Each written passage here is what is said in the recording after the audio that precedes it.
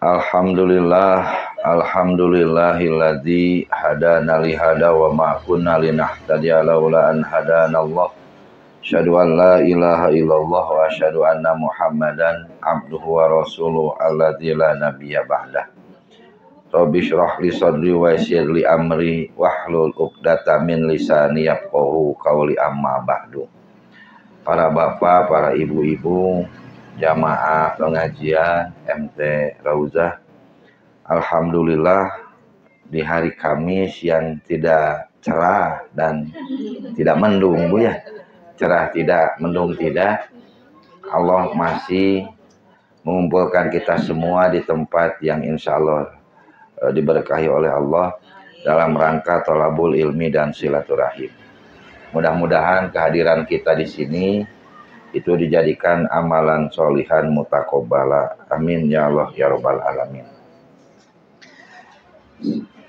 Insya Allah pembahasan kita pada minggu ini, pertemuan ini terkait dengan peran hati.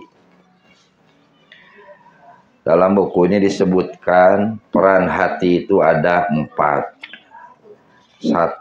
Hati adalah al-ba'isu, penggugah, ad-da'i, pendorong atau motivator. Yang kedua, hati adalah al-muharriku lil a'mali, hati sebagai penggerak untuk beramal. Yang ketiga, hati sebagai ad-dafi anisyarri, penolak untuk berbuat jahat. Yang keempat, hati sebagai penenang dan penenteram jiwa. Ya, berarti ada 4. 1, penggugah.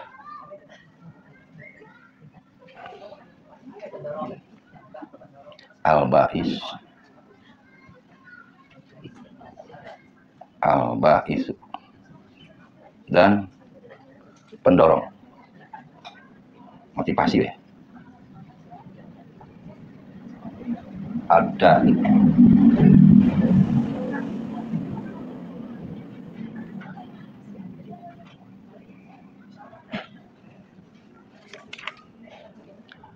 penggerak amal.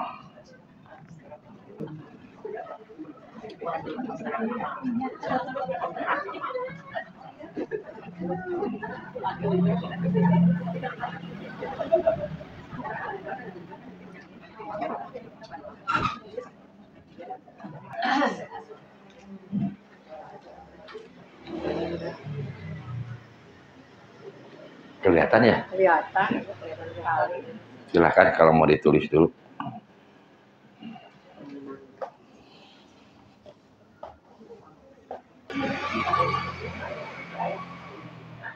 Ini kaitannya dengan niat.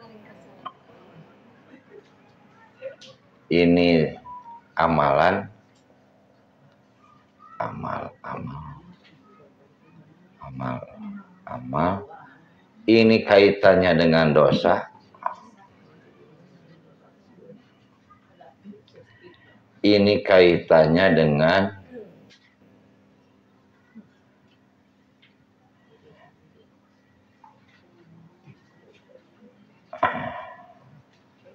resiko hidup. Ya.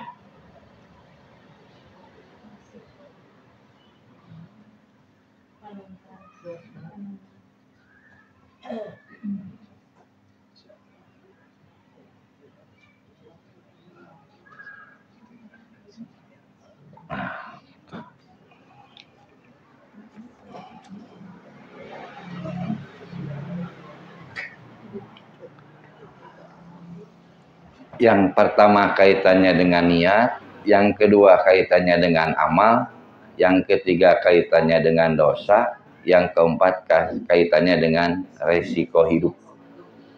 Dalam kurung siap mati gitu.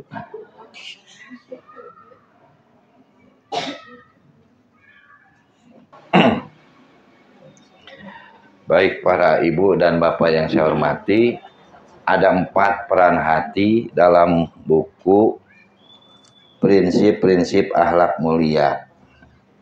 Yang pertama penggugah al-ba'isu ya, atau motivasi ad-da'i.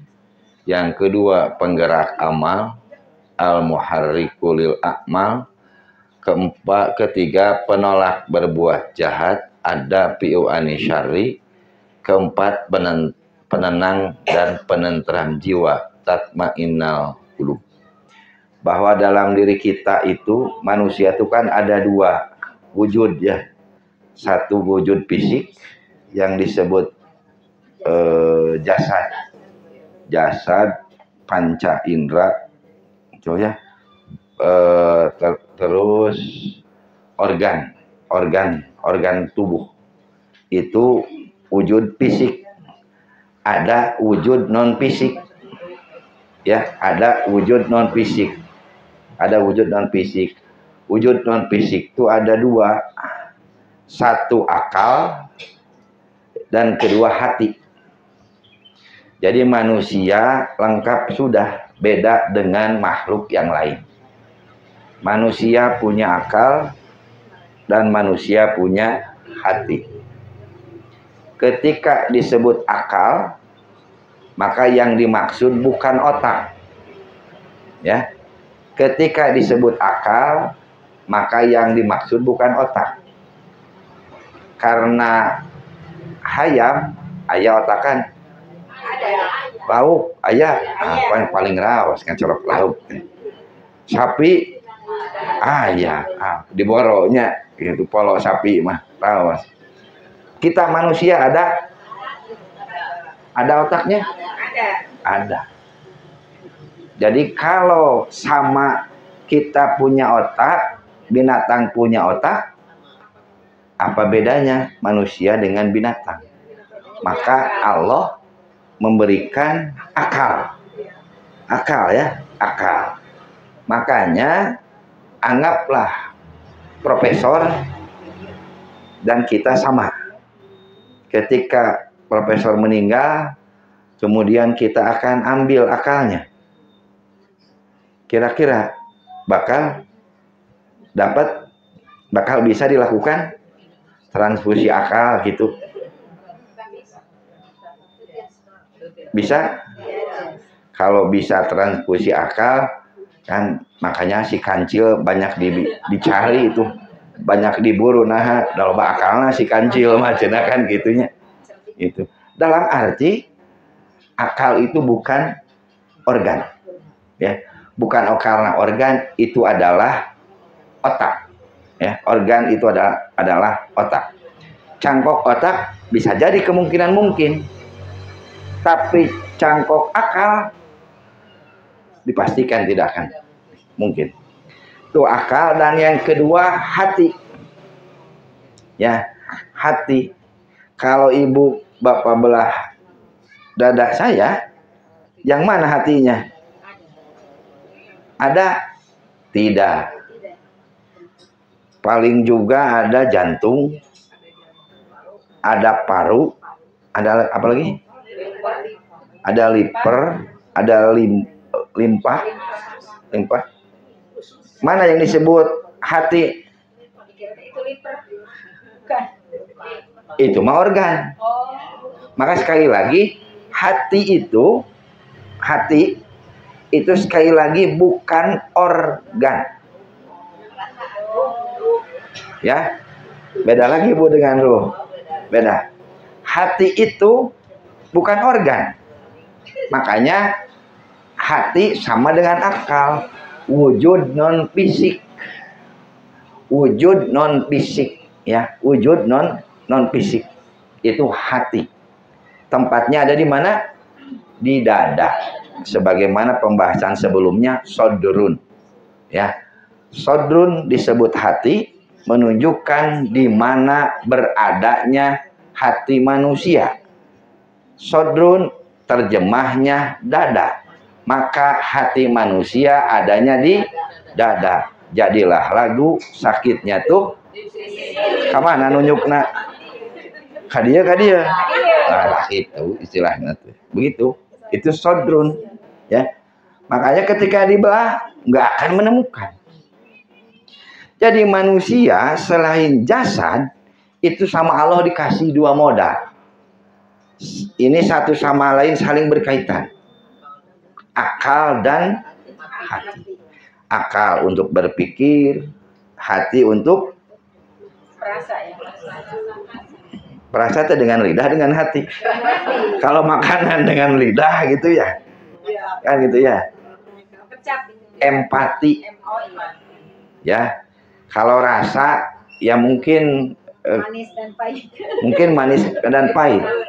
Empati, ya empati. Itu modalnya tuh empati.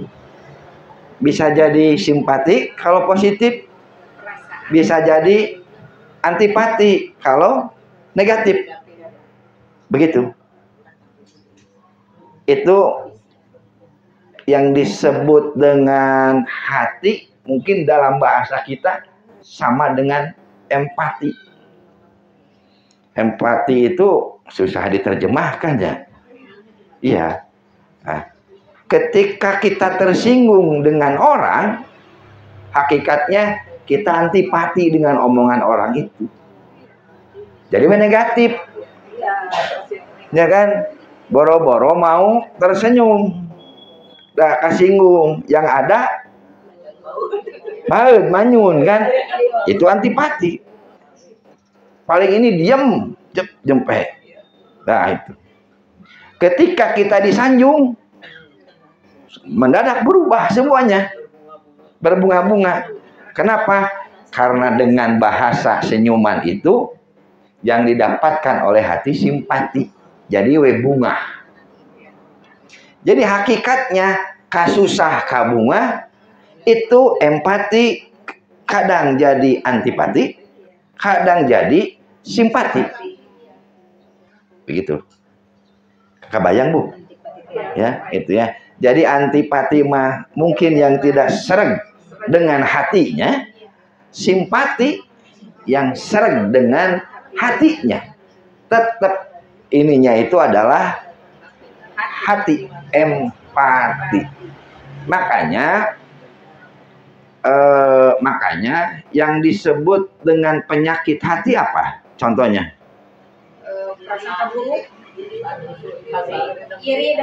Hasud misalkan.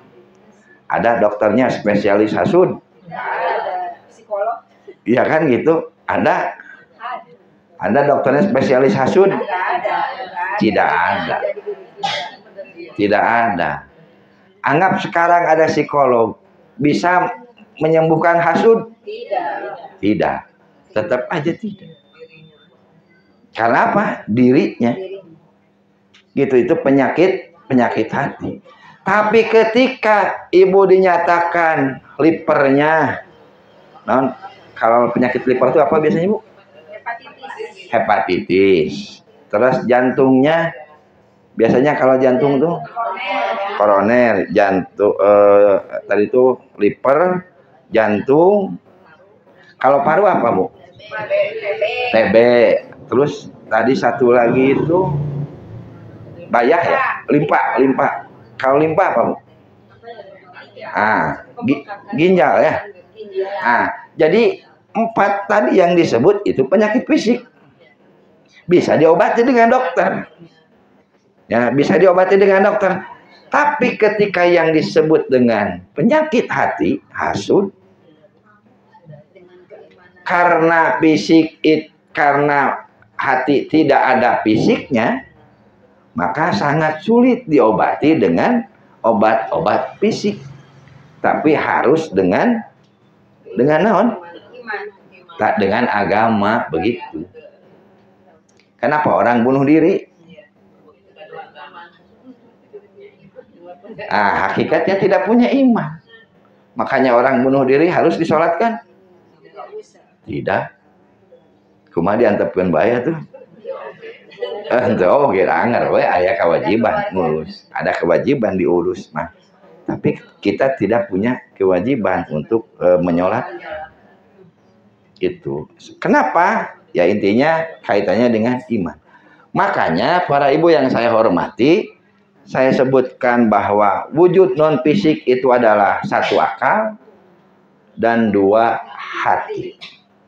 Di kita kebanyakan yang masalah jeung naon, Bu? Dengan akal kita, dengan hati kita. Dengan akal kita, dengan hati kita.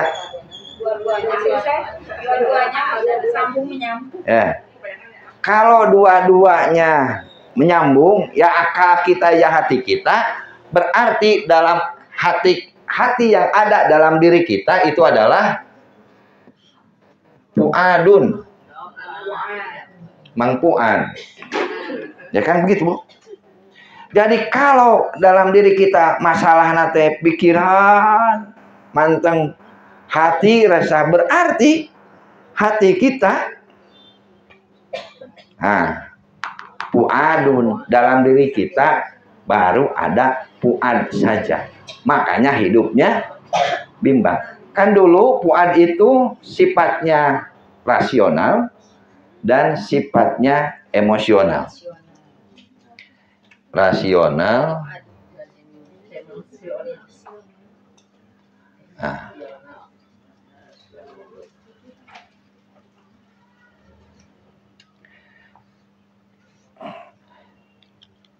Dan rata-rata manusia status hatinya ya fuadun. Punya hati ya, tapi hatinya fuadun. Maka senantiasa bimbang, maka senantiasa resah, maka senantiasa was-was. Tinu kahariwang hate kapikiran ku akal. Kan begitu ya? Keresah dalam diri, kemudian naik ka luhur punya. Kapikiran ku akal, ngalamun. Ari ngalamun pekerjaan apa? Pekerjaan akal, pekerjaan hati, atau dua-duana? Gabungan pekerjaan akal dan hati. Saking ku bingung duanana berenang. Jadilah ngalamun. Ini kan jadi ngalamun. Melakna naon oge ku ngalamun mah. Wah, jadi. Gitu punya melakna naon oge. Itu makanya tinggal kita evaluasi diri kita masing-masing. Kalau misalkan dalam diri kita sudah tidak ada keresahan, sudah tidak ada was-was, sudah tidak ada cemas, maka hati kita adalah qalbun.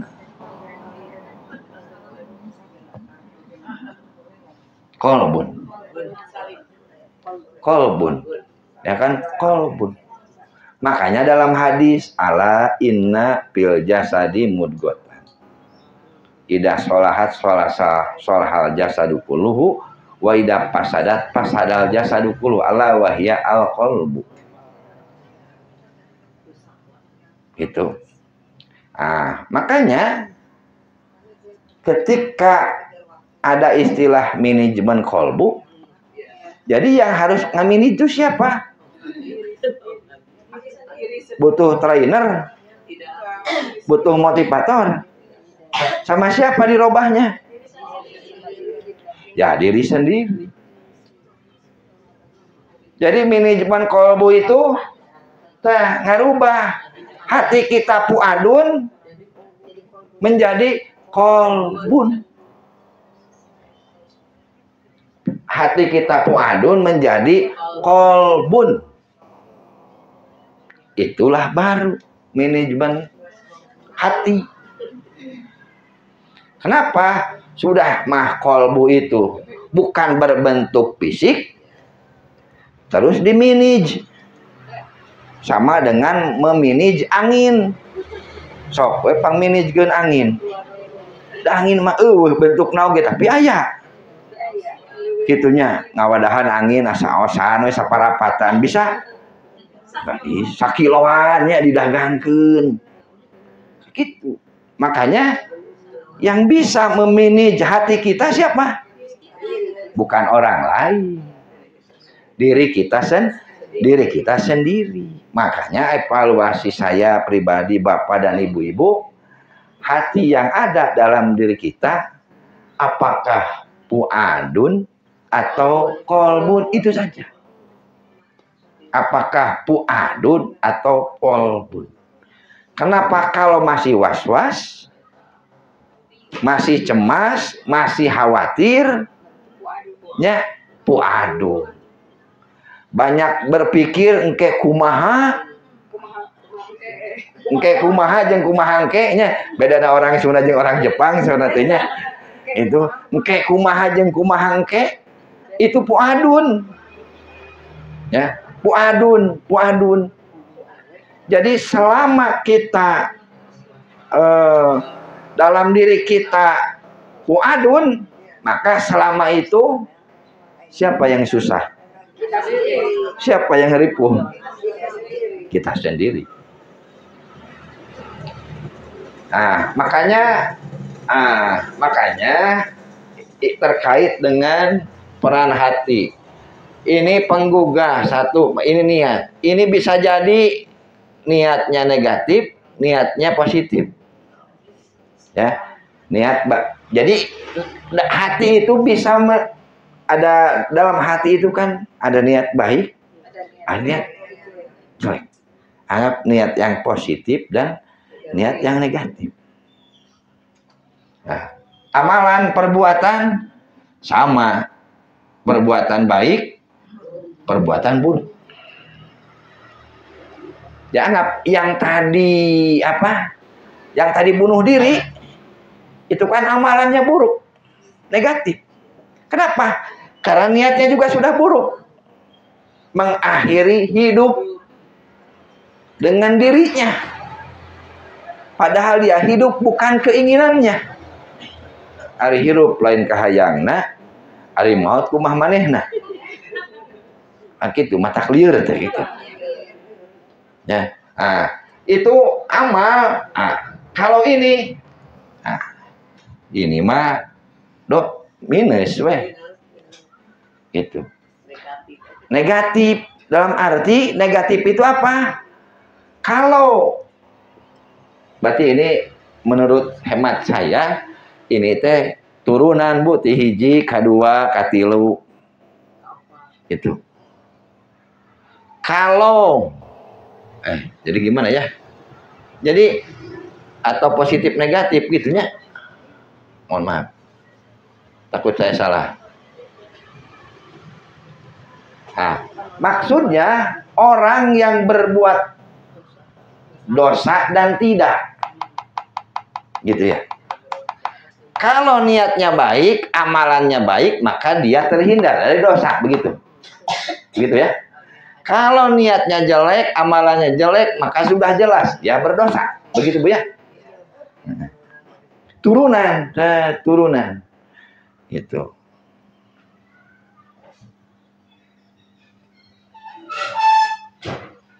Kalau ini minus dan plus. Kalau atas mah plus minus. Kalau yang terakhir kebalik, minus plus. Minus plus itu yang terakhir.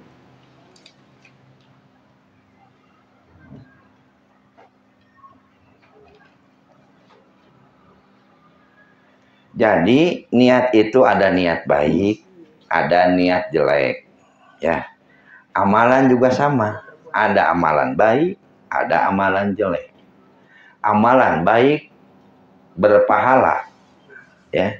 Amalan jelek berdosa. Itu ya, amalan jelek berdosa. Itu.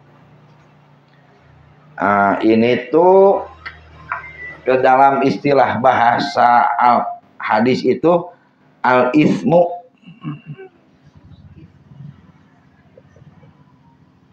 Al-ismu. Ismun, dosa. Yang bisa merasakan dosa apa? Hati.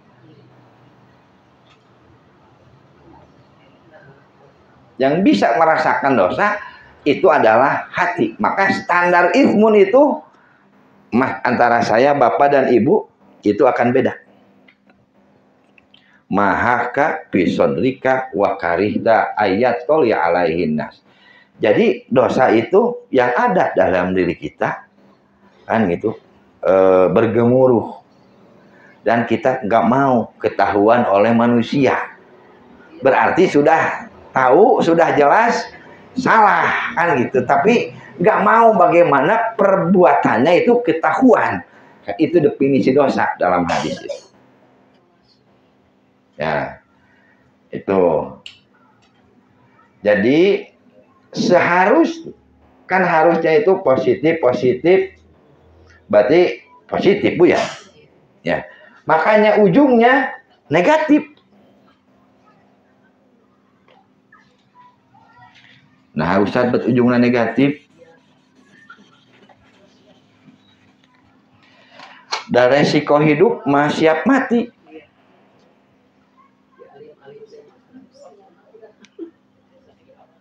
Begitu ya. Resiko hidup itu harus siap mati, bukan mempersiapkan mati. Kalau mempersiapkan mati berarti mati sama dengan hajatan.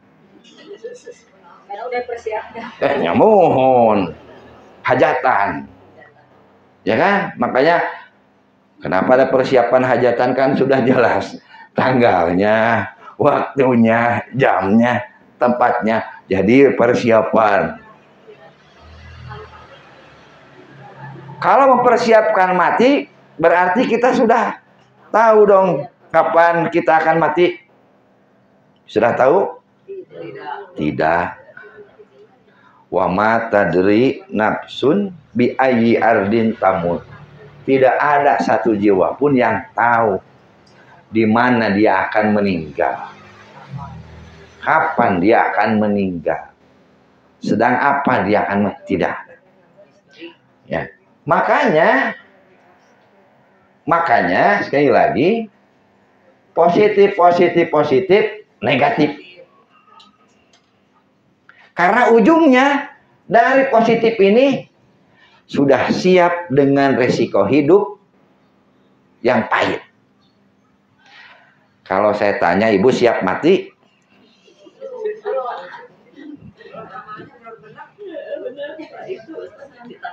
Ya, saya jawab, saya siap mati. Dan saya tanya kepada santri, siap mati? Siap. Siap mati? Siap. Kalau ibu mengatakan siap mati, bakal siap hidup. Bakal siap hidup. Bakal siap hidup. Kalau kita mengatakan saya siap mati, orang yang sudah menyatakan siap mati, insya Allah dia siap hidup. Dan hidupnya aman. Tapi ketika kita hanya siap hidup, ketika kita siap hidup saja, tidak akan siap mati. Sampai kapanpun kita tidak akan siap ajal kita menjemput. Jadi oleh dari kajian kita Kamis ini, saya, Bapak, Ibu-ibu kudu siap maut, titik, tidak ada pilihan lain.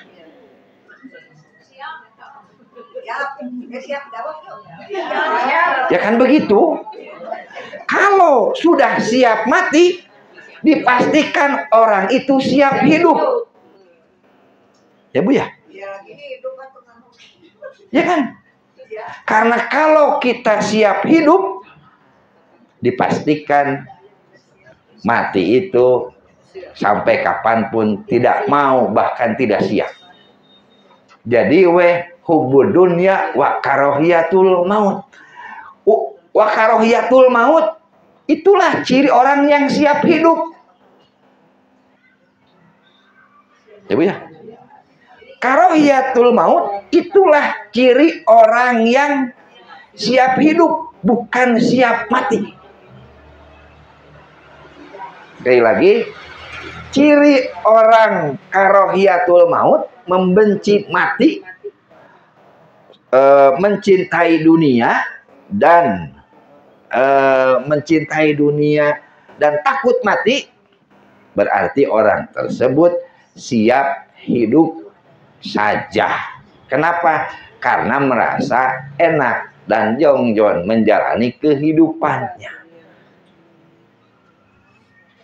Makanya rubah rumusnya. Ya. Karena kita hidup untuk apa? Untuk mati. Gitu punya. Hidup jangan maut, terus beres.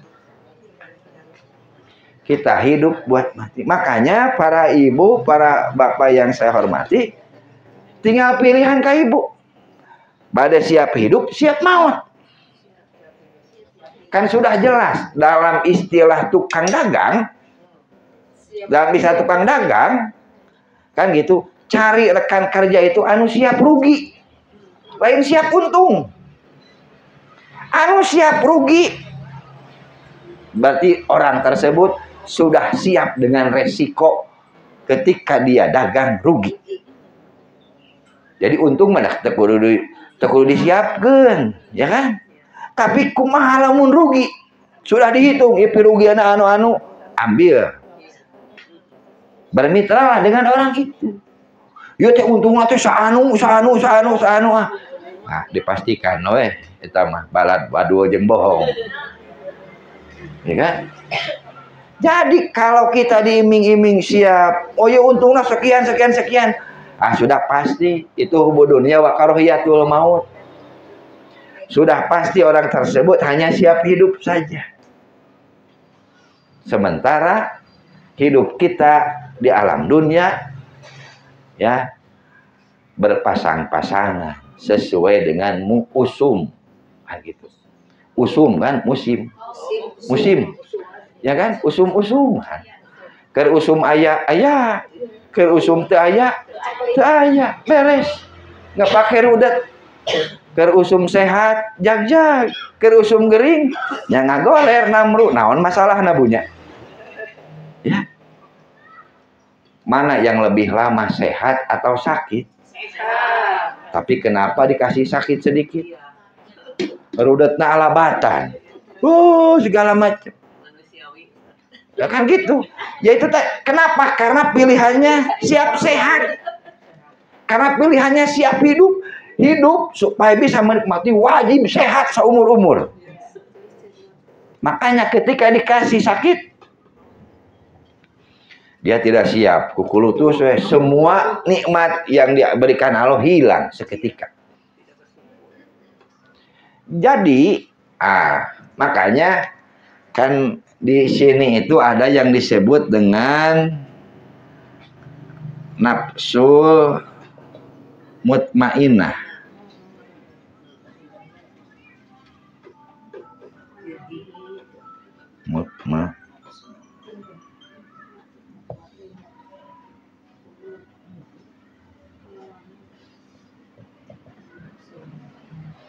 Kan begitu, Bu. Jadi nafsul mutmainah itu hasil, bukan proses. Hasilnya dari mana? Iya tidieu. Tapi kembali lagi. Ari puadun bakal menjadikan nafsul mutmainah tidak? Ya, puadun bakal menghasilkan nafsul mutmainah tidak? Jawabannya tidak.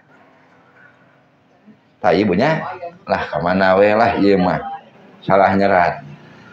Ini ada 3 pilihan. 1,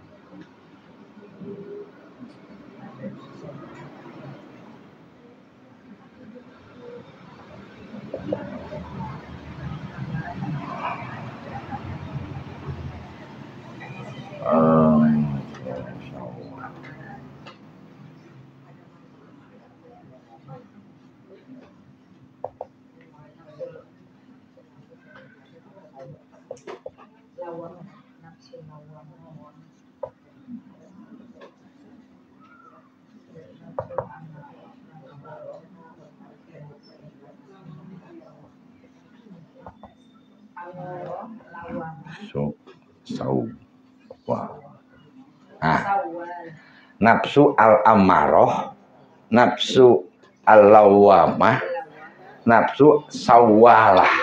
Dalam Al-Quran disebutkannya seperti itu. Sawalah.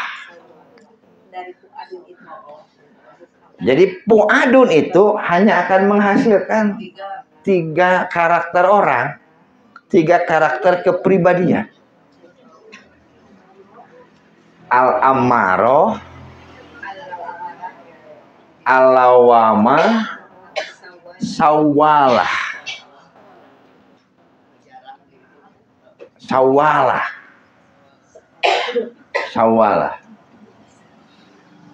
Itu dari pu'adun maka akan melahirkan 3 kriteria, 3 kejiwaan, 3 kepribadian, 3 bentuk hati dalam perilaku, dalam kehidupan. Amaro, lawama, sawalah.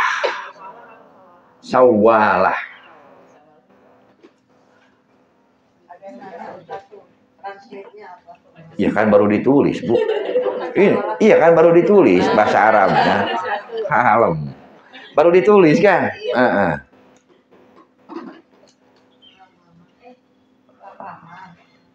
Lawamah.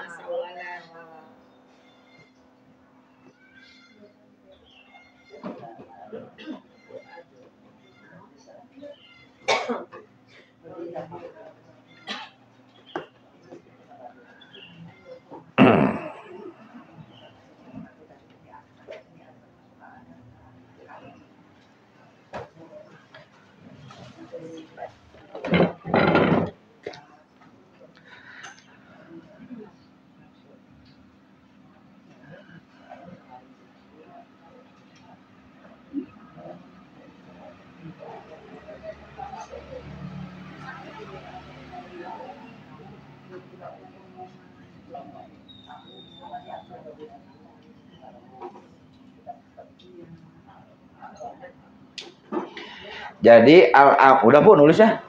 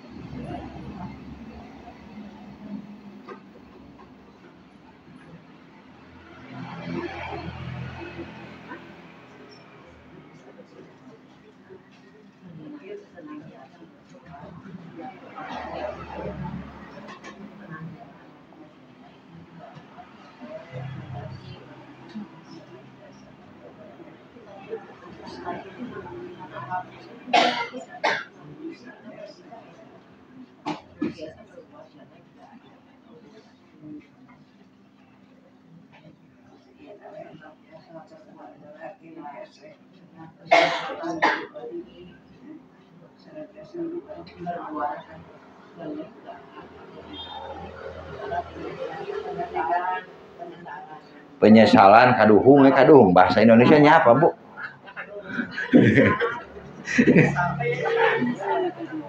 Kaduhung.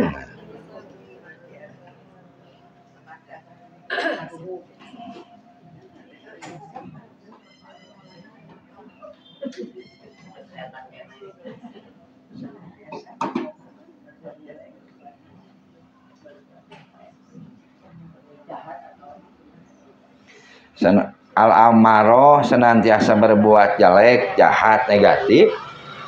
Kalau lawamah senantiasa diliputi penyesalan, hanjakal. Kalau sawalah itu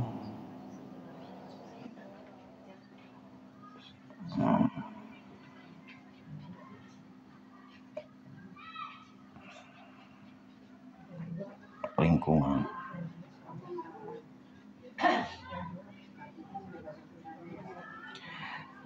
Tidak puguh pendirian teh naon punya? Pelin plan.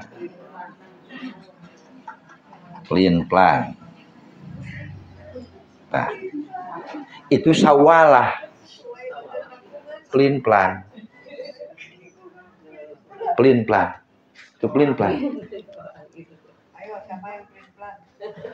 Jadi disebut pelin plan itu ya sesuai yang ngajaknya. Yang ngajaknya orang baik, bakal baik, cager. Kalau lolonokan, anggap bahasa Indonesia nah lolonokan. Bubung lonan. Gitu lah pokoknya mabuk. Lolonokan terus bunglon. Jadi tergantung yang ngajak. Sawalah itu. Sawalah. Tidak punya prinsip. Yang ngajak baik cager, yang ngajak jelek nyeliur lah gitulah intinya. Tergantung ini. Makanya kumpul kumanu ngajak. Nah, itu sawalah. Kalau lawa mahma ya senantiasa menyesawe kaduhung, loba kaduhung punten. Loba kaduhung. Kaduhung we jeung kaduhung. Baik ketika jelek maupun ketika baik. Kaduhung we. Kaduhung we jeung kaduhung.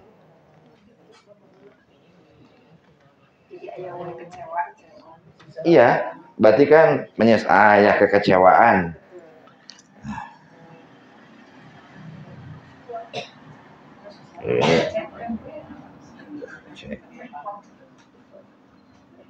Gitu. Jadi senantiasa diliputi penyesalan atau kekecewaan sesuai dengan lingkup pelin-plan. Lolonokan itulah. Agak susah memang nyari padanan yang sawalah mah.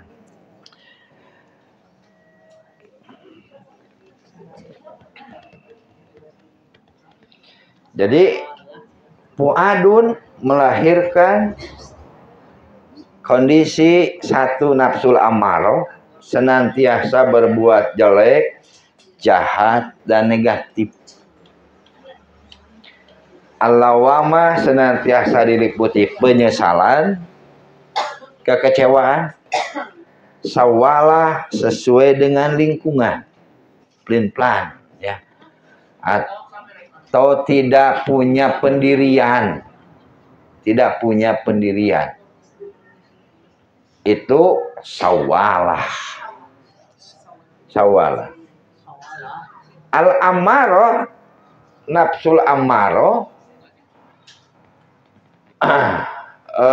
itu dalam Al-Quran innan nafsa la amaratun bisu'i, bahwasanya pada prinsipnya hati manusia itu kecenderungannya berbuat jahat dan jelek dan negatif, destruktif, senantiasa ngaruksak, ngaruksak itu.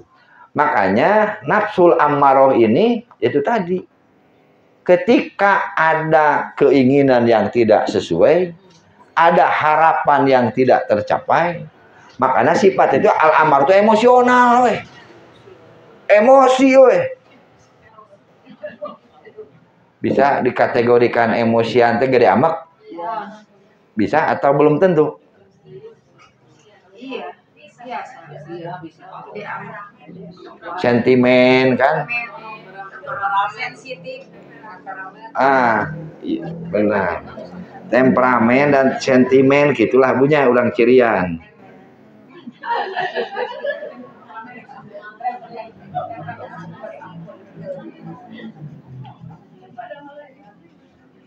Nah, gitulah.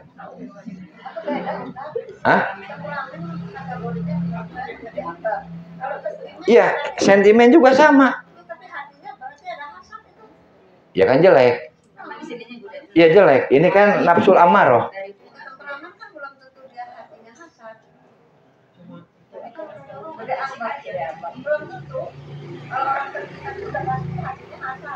Orang ya kalau ini sentimen hatinya hasad. Kalau temperamen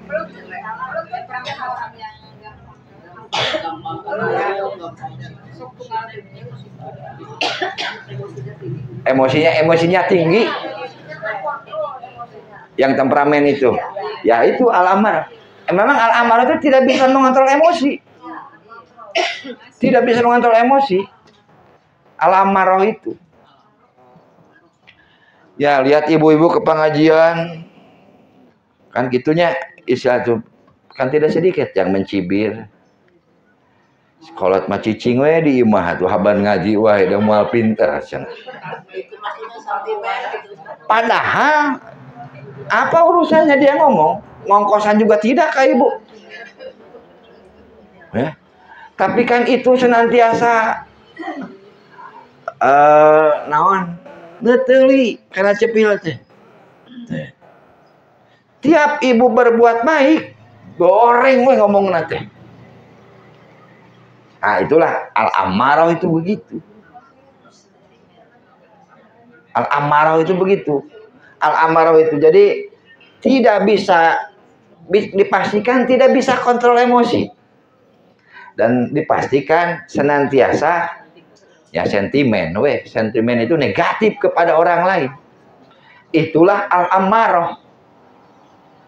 Al-amarah. Insya Allah yang ada di sini nauzubillah mal ayin wal amarah. Nauzubillah. Nauzubillah. Nah, ini al-lawamah dalam Al-Qur'an fala uqsimu bin nafsil lawamah. Lawamah.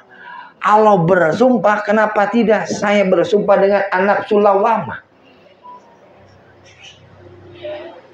Maksudnya kita sering ke pengajian, kita sering ibadah dan lain-lain. Tiba-tiba ya, kita berbuat salah. Ketika kita berbuat salah, kan ainu lempeng. Ainu lempeng. Taimai kaduhung. Lawamah.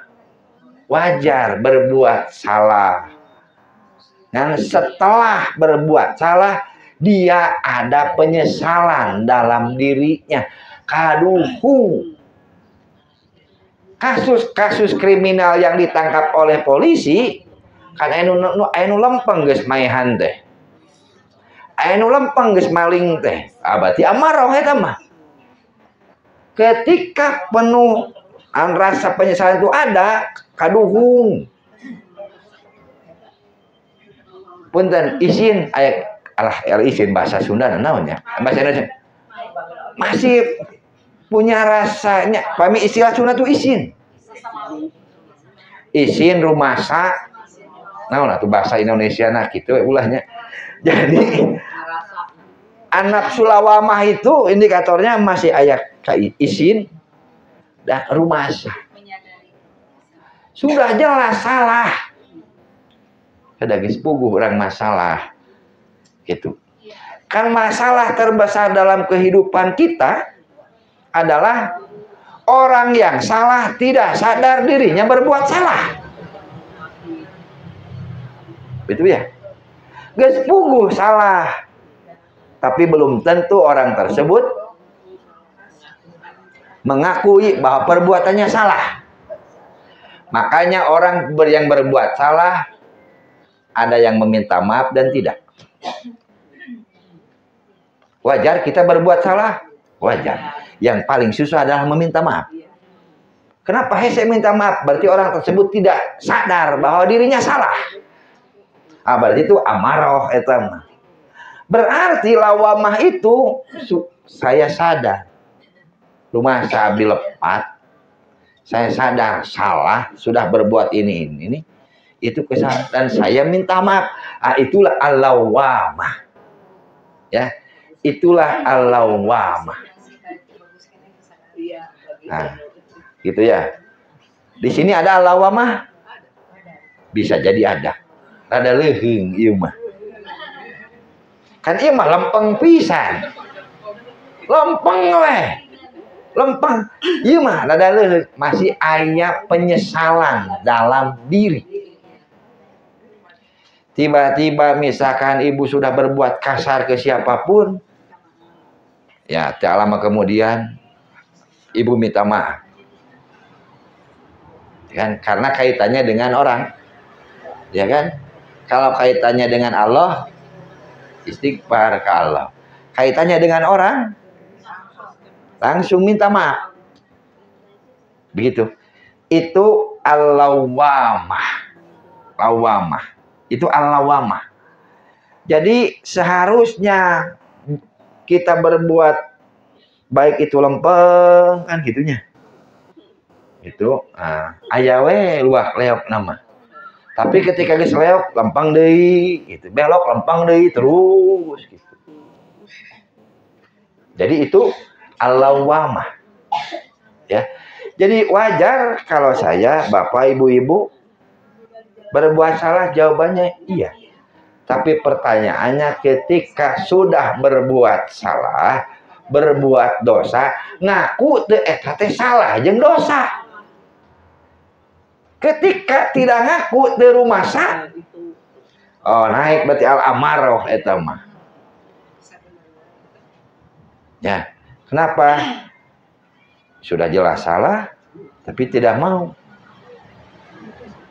Makanya kalau kita lihat wajah-wajah koruptor yang ditimpa, yang diperlihatkan di TV, kan aya nu kelihatan, ibu bisa melihat mana nu al-amaroh, mana al-lawamah. Aya nu lempeng we. Oh itu saya mah semua balik gue gitulah. Kenapa al-amaroh?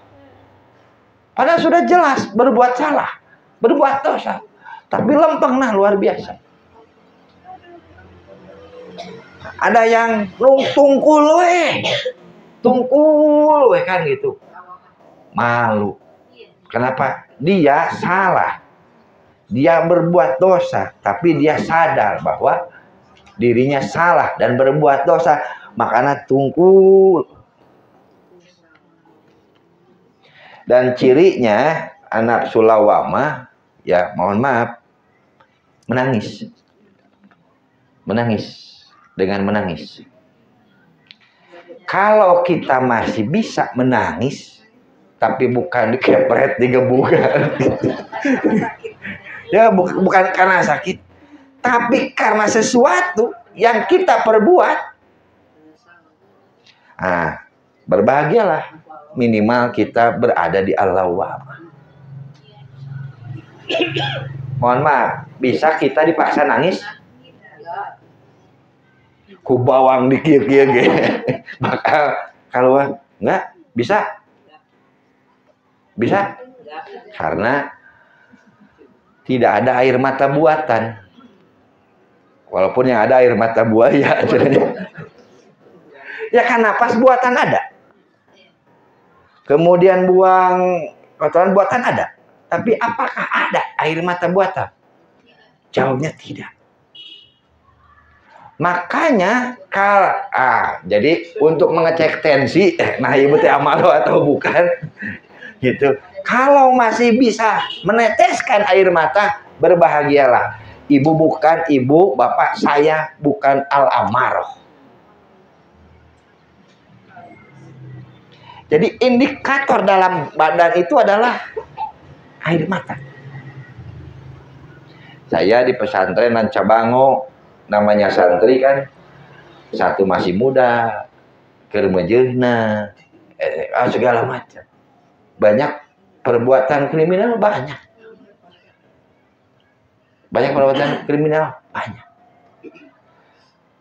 Permasalahan itu selesai seketika ketika saya melihat santri saya masih bisa menangis. Walaupun sudah berbuat kejahatan yang luar biasa, tapi bisa keneh cerik, saya masih berbahagia. Walaupun sudah jelas keheul, tapi dengan dia nangis, keheul saya hilang. Walaupun tetapnya aturan mah harus ditegakkan, dia harus kembali ke orang tuanya. Tapi ketika masih nangis, kan gitu, masih nangis, maka saya katakan ke orang tuanya, berbahagialah bapak, anak ibu berbuat seperti ini. Walaupun tidak diinginkan, tapi intinya harus berbahagia. Nah, mumpung anak masih muda kapanggihna ngora keneh da geus kolot mah nya komo geus kolot geus boga budak cocokotnya dan lain-lain tapi omongin atuh eta mah berarti masih panjang apa media untuk memperbaiki diri. Punten ulah dicarekan kudu bunga Gusti Allah membukakan tabir sedini mungkin. Saya mencoba berhusnudon. Kenapa? Jangankan ibu bapaknya, saya sendiri juga marah. Tapi ketika anak santri saya meneteskan air mata, alhamdulillah. Dan sampai saat sekarang masih berhubungan baik dengan saya. Nah, aya hate kadua leutik nama. Dina hati teuheuras-heuras teuing. Begitu.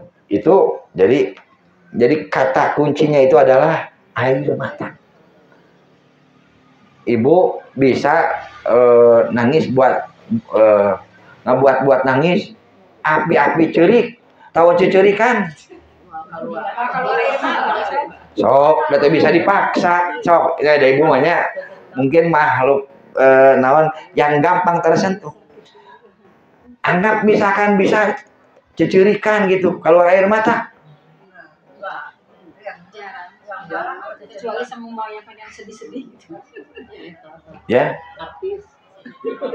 Nah begitu. Intinya kan tidak. Jadi nangis itu keluar air mata itu tidak bisa direkayasa.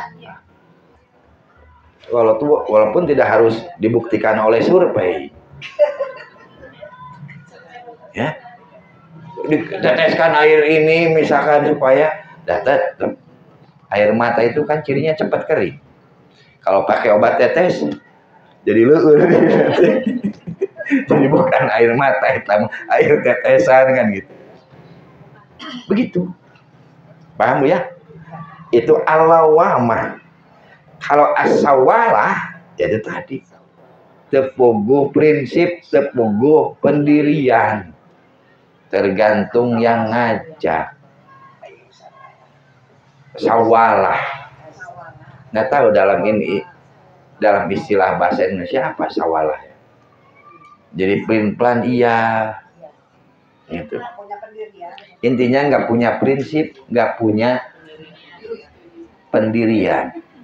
Terkait dengan nafsu sawalah itu, jadi lolondokan. Ini terjadi ketika anaknya bapaknya Nabi Yusuf tuh Yakub. Karena Nabi Yakub ada 12 anaknya, termasuk Yusuf kan 12. Dari 12 itu mereka iri kan dengan Yusuf.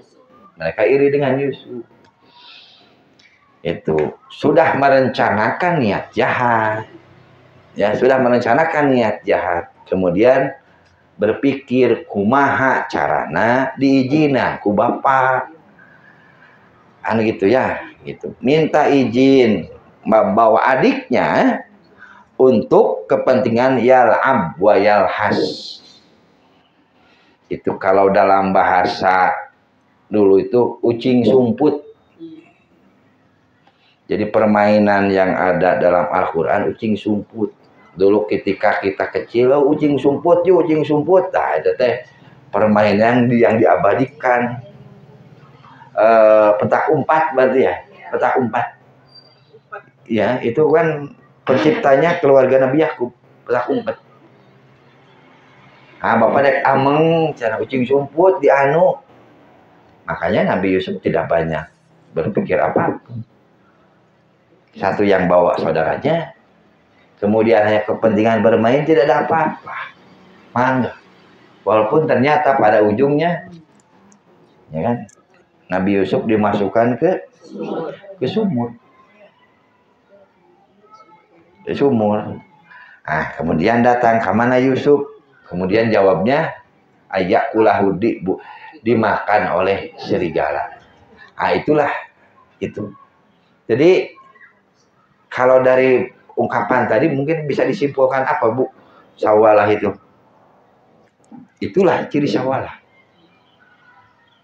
Jadi ketika berhadapan dengan, intinya kan tidak punya prinsip, tidak punya pendirian.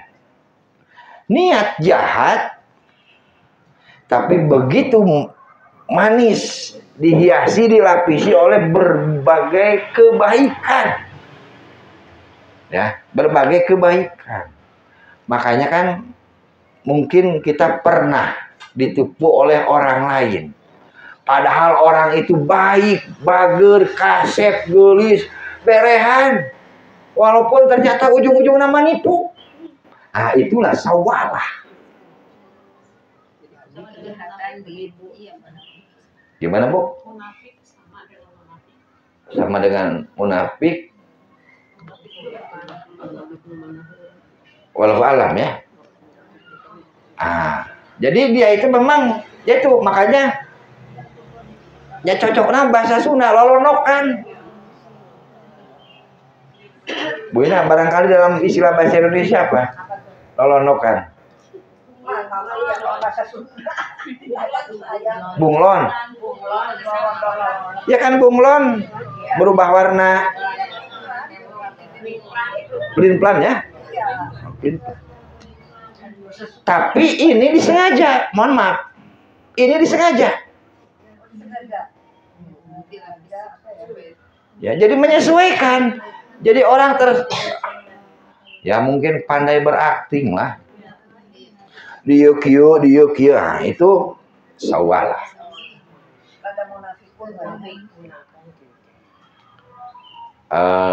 Kan kalau munafik mah kajiannya keimanan ya. Ini maka kajian terhadap karakter. Munafik itu kalau dalam bahasa Indonesia hipokrit mungkin ya. Hipokrit mungkin. Hipokrit. Tidak jelas ini teh baik atau enggak kan gitu segala macam. Makanya kan jadi modus.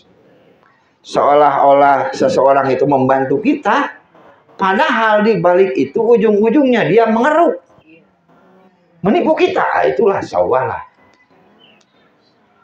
Hari Sugante mah bager, tah itilahnya. Pintar carmuk bisa. Kalau munafik. Ya jadi kan kita kesampingan munafik itu kan nanti munafik itu kan kaitannya dengan keimanan ya. Keimanan kepada Allah. Ini terkait dengan kepribadian jiwa seseorang, diri seseorang. Itulah sawalah. Ya, itulah sawalah. Jadi sawalah itu dominan untung rugi. Ya. Dominan untung rugi. Supaya untung kumaha carana ngawadul. Supaya untung kumaha carana ngabohong. Begitu, sawalah itu dominannya untung rugi. Karena dominan untung rugi, dia berpikir bagaimana mengelabui seseorang. Itu sawalah. Ya, sawalah. Makanya saya nggak tahu apakah itu kepribadian ganda. Kalau bipolar bukan ya? Bukan ya? Saya nggak tahu apakah itu kepribadian ganda atau apa, saya walau-walau. Itu sawalah. Ya, itu sawalah. Ada contoh Bu sawalah apa? Jadi kepribadiannya itu ya tepuguh, itu jelas.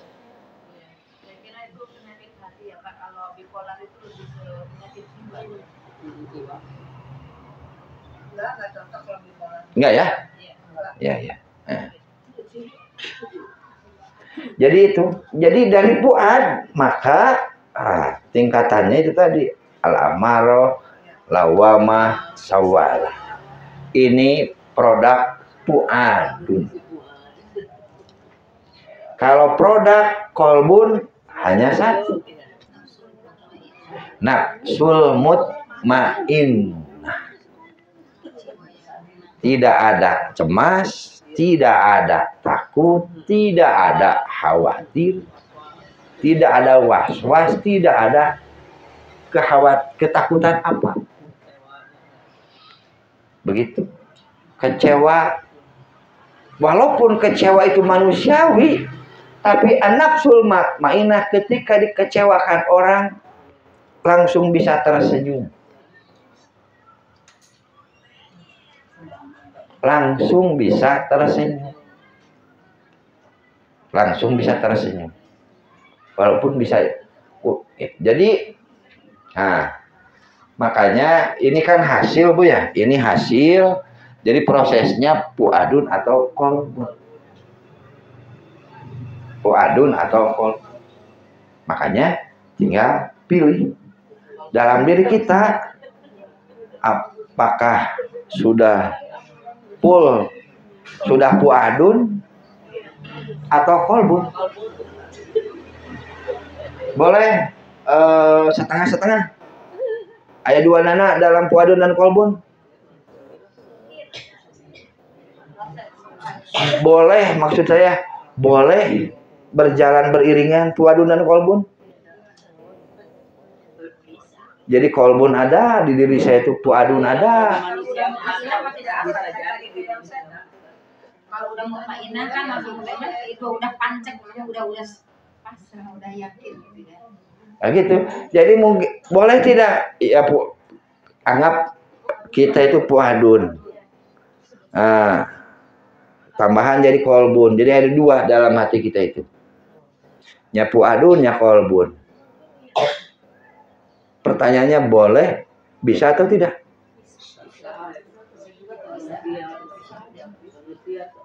Bisa atau tidak? Jawabannya tidak bisa. Jawabannya tidak boleh.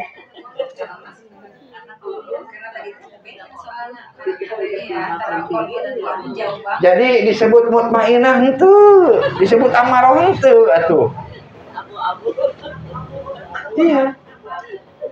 Jadi fase tertinggi diri manusia nafsul mutmainnah, kalem, tenang.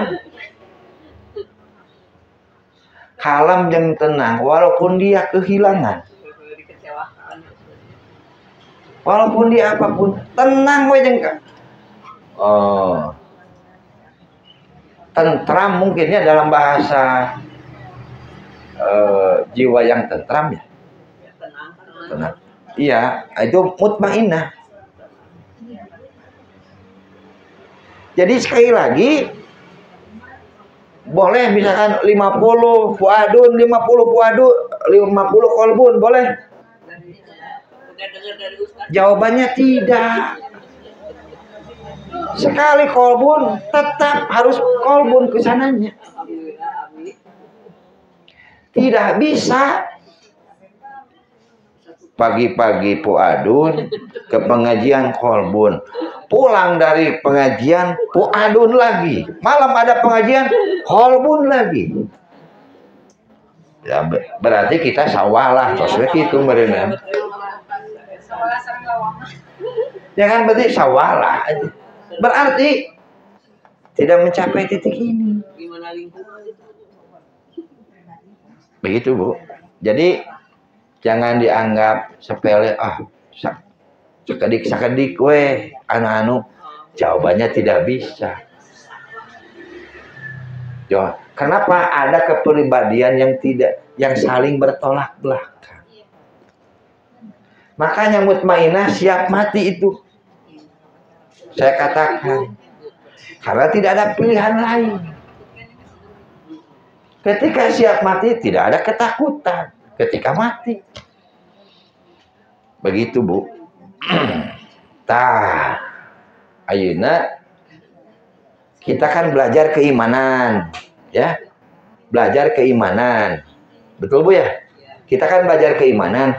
Keimanan mempengaruhi kehidupan kita berapa persen?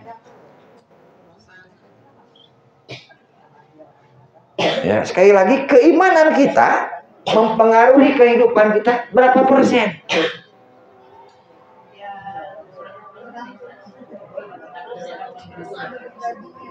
Ya kan begitu. Jadi oleh karena itu kan keimanan mah tidak harus dibuktikan, bukan dipelajari dan dibacakan, tidak, harus dibuktikan dalam wujud keseharian. Itulah keimanan. Kenapa ciri orang beriman itu fala khaufun, tidak ada rasa takut, tidak ada rasa ragu, lam yartabu, ragu-ragu, yakin we, seyakin-yakinnya. Jadi qalbun itu nafsul mutmainnah itu saya manusia, bapak manusia, ibu-ibu manusia. Tapi yang menjadikan kita tenang bukan karena manusia saya, bukan karena akal saya, bukan karena hati saya, tapi menyerahkan segala urusan kepada Allah. Allah pasti akan memberikan yang terbaik kepada kita, walaupun itu pahit. Gitu ya. Kenapa? Karena tidak setiap pemberian Allah itu baik. Sama seperti tidak setiap pemberian orang tua itu baik kan kepada anaknya. Disebut galak tapi bukan ku budak. Disebut kopet, pelit kan ku budak. Hayang jajan tadi berek. Kan secara tidak langsung anak itu mendapatkan sesuatu yang jelek. Iya kan? Jadi kata muluhan, ibu pelit, sedangkan gitu. Kenapa? Karena tadi gugup. Dalam kehidupan kita saja seperti itu. Berarti sama dengan halnya Allah pun memberi kepada seluruh manusia yang baik dan yang jelek. Tinggal pilihannya. Kalau diberi yang baik, pasti menerima. Diberi yang jelek, pikir-pikir dulu. Itulah yang tiga ini. Dikasih yang jelek, saya menerima. Nah, itulah nafsul mutmainnah. Jadi nafsul mutmainnah itu sudah tidak pilih-pilih, apapun yang diberikan Allah lebih tahu yang terbaik buat saya. Berarti guys, mau dipikiran, mau dirasa-rasa, inilah yang terbaik. Ada pertanyaan, mangga silakan.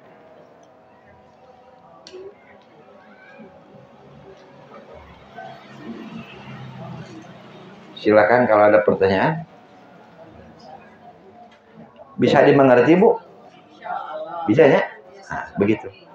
Jadi hati itu penggugah motivasi yang disebut dengan niat. Walaupun konsekuensinya bisa dari niat baik, niat jelek.